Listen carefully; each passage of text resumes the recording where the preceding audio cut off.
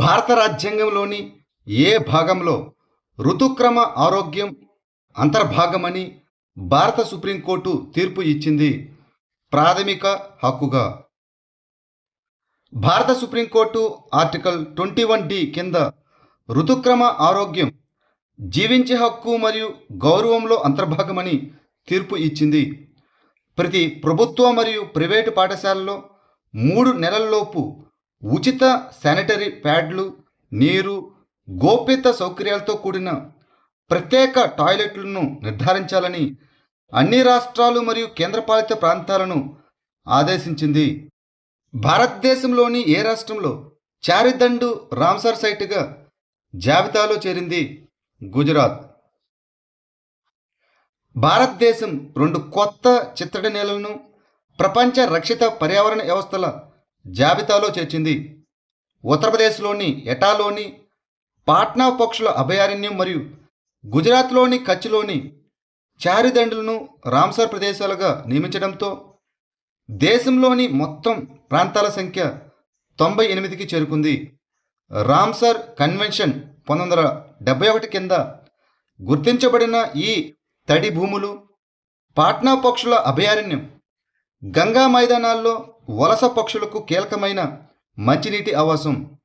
ఇక చారిదండు అనేది శుష్క కచ్ ప్రాంతంలో గొప్ప వన్యప్రాణులకు మద్దతు ఇచ్చే అరుదైన కాలానుగుణ ఉప్పునీటి చిత్తడి నేల. ఏ సంస్థ గ్రేట్ ప్లేస్ టు వర్క్గా గుర్తింపు పొందింది? Steel authority of India limited SAIL. Steel authority of India limited SAIL వరుసగా 3వ సంవత్సరం గ్రేట్ ప్లేస్ టు వర్క్గా గుర్తింపు పొందింది. ఈ సర్టిఫికేషన్ ఫిబ్రవరి 2026 నుంచి ఫిబ్రవరి 2027 వరకు చెల్లుతుంది.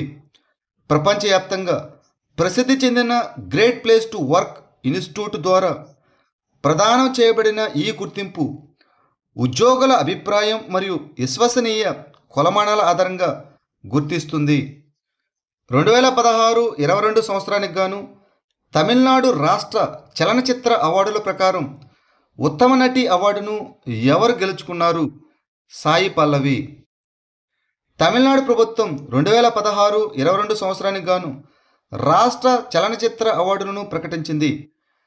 గార్గి 2022 మరియు జై భీమ్ వంటి చిత్రాలు ఉత్తమ చిత్రం అవార్డ్స్ను గెలుచుకున్నాయి. ఇక సాయి పల్లవి గార్గి మూవీకి గాను ఉత్తమ నటిగా ఎంపికైంది. దర్శకులు లోకేష్ కనకరాజు మానగరం గాను మరియు గౌతమ్ రామచంద్రన్ గార్గి మూవీకి గాను మరియు స్వరకర్తలైన ఏఆర్ రెహమాన్ మరియు సంతోష్ నారాయణ్ కూడా గుర్తింపు పొందారు. జనవరి 2026లో తన తొలి నీటి అడుగున సముద్ర పరీక్షను పూర్తి చేసిన తైవాన్ దేశీయంగా అభివృద్ధి చేసిన తొలి జలాంతర్గామి పేరు ఏమిటి? నార్వాల్. తైవాన్ దేశం తన తొలి దేశీయంగా అభివృద్ధి చేసిన జలాంతర్గామి నార్వాల్ యొక్క మొదటి నీటి అడుగున సముద్ర పరీక్షను పూర్తి చేసింది. 2027 నాటికి కనీసం 2 దేశీయ జలాంతర్గాములను మోహరించాలని తైవాను లక్ష్యంగా పెట్టుకుంది. చైనా యొక్క పెద్ద దళాలను ఎదుర్కోవడానికి జలాంతర్గాములు, డ్రోన్లు మరియు ట్రక్ మౌంటెడ్ క్షిపణులు వంటి మొబైల్ వ్యవస్థలతో అసమాన యుద్ధంపై తైవాన్ సైనిక ఆధునీకరణ దృష్టి పెడుతుంది. ఇస్రో నేతృత్వంలోని భారతదేశం యొక్క మొట్టమొదటి గగనయాన్ మిషన్ ఏ సంవత్సరానికి షెడ్యూల్ చేయబడింది? 2027కి. ఇస్రో నేతృత్వంలోని భారతదేశం చేపట్టబోయే గగనయాన్ మిషన్ అత్యంత కీలకమైన దశలోకి ప్రవేశిస్తుంది. దేశంలోనే తొలి మానవ అంతరిక్ష యాత్ర 2027లో జరగనుందని ఇస్రో చైర్మన్ వి నారాయణ్ ధృవీకరించారు. సహ్యాద్రి శ్రేణుల్లో రహస్య మొబైల్ మెఫిడ్రోన్ ప్రయోగశాలను కూల్చివేసేందుకు డిఆర్ఐ ప్రారంభించిన ఆపరేషన్ పేరు ఏమిటి? Operation Sahyadri checkmate. అభివృద్ధి చెందిన నిఘా ఆధారంగా directorate of revenue intelligence DRI operation Sahyadri చెక్మేట్ను ప్రారంభించింది. సహ్యాద్రి శ్రేణుల్లో రహస్య మొబైల్ మెఫిడ్రోన్ తయారీ ప్రయోగశాలను కూల్చివేశారు. ఇది ఒక మెఫిడ్రోన్ అనగా narcotics, drugs and psychotropic substances చట్టం ప్రకారం ఒక మాదక ద్రవ్యం. 5వ షెడ్యూల్ ప్రాంతాల్లో పెసా అనగా పంచాయతీల విస్తరణ షెడ్యూల్డ్ ప్రాంతాలకు రాష్ట్ర ర్యాంకింగ్స్లో ఏ రాష్ట్రం మొదటి స్థానాన్ని పొందింది? మహారాష్ట్ర. పెసా అనగా షెడ్యూల్డ్ ప్రాంతాలకు పంచాయతీల విస్తరణ 2024-25 సంవత్సరానికి రాష్ట్ర ర్యాంకింగ్లు విడుదలయ్యాయి.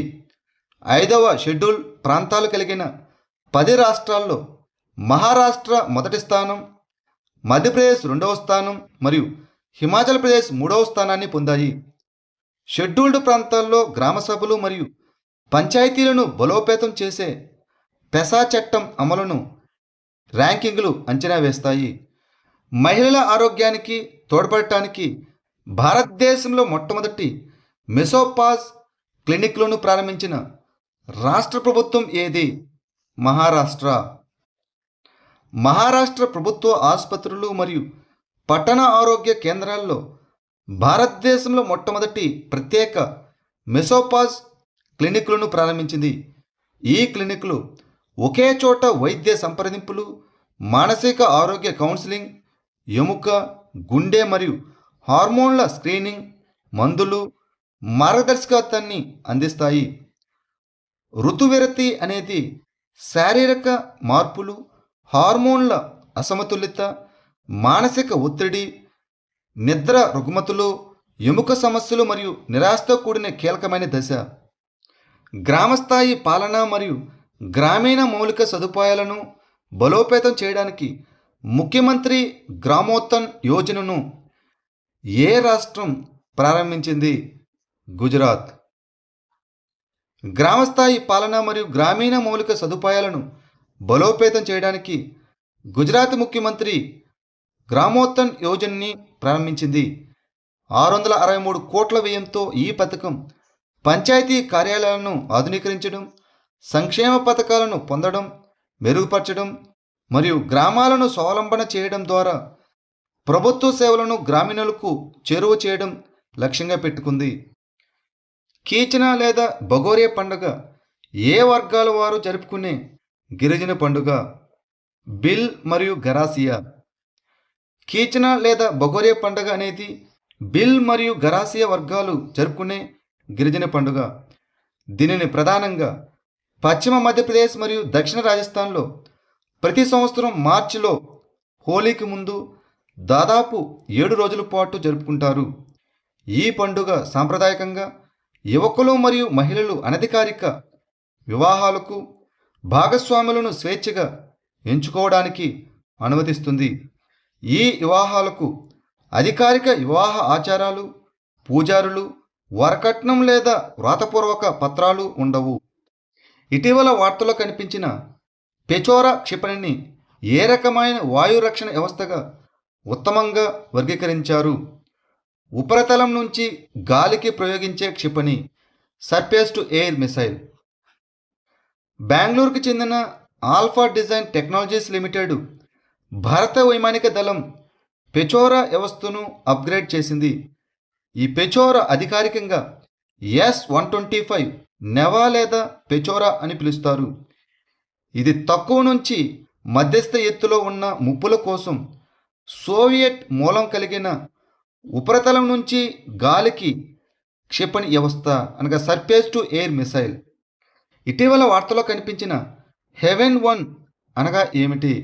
ఇదొక ప్రపంచంలోని మొట్టమొదటి వాణిజ్య అంతరిక్ష కేంద్రం. హెవెన్ 1ను తక్కువ భూ కక్షలో LEOలో ప్రపంచంలోని మొట్టమొదటి వాణిజ్య అంతరిక్ష కేంద్రం వలె ప్లాన్ చేయబడింది. దీనిని నాసా మరియు ప్రైవేట్ భాగస్వాముల మద్దతుతో అమెరికన్ ఏరోస్పేస్ కంపెనీ అయిన వాస్ట్ అభివృద్ధి చేస్తుంది.